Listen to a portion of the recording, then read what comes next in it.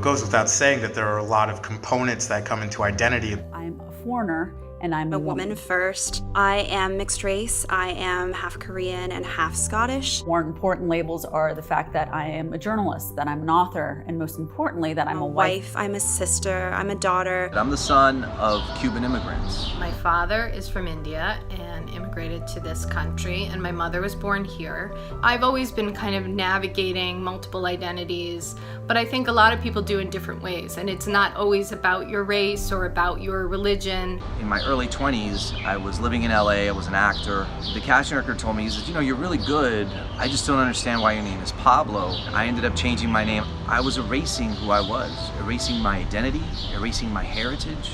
It really made me question how I claim my identity. I was born a refugee in Germany to Afghan parents. Even when I went back to Afghanistan, my parents' native land, they saw me as a foreigner there. I don't actually see that as a disadvantage.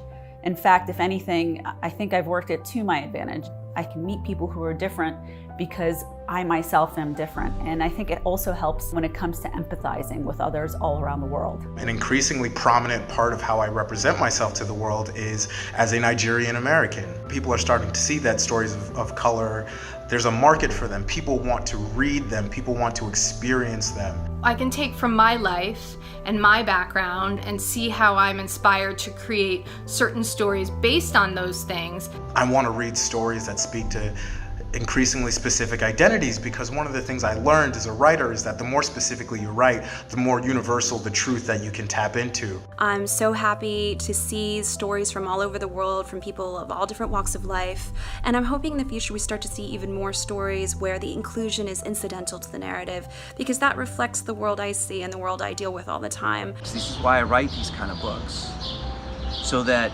they can be the voice that I wish I had as a kid. The voices said, you know what, you can claim your name.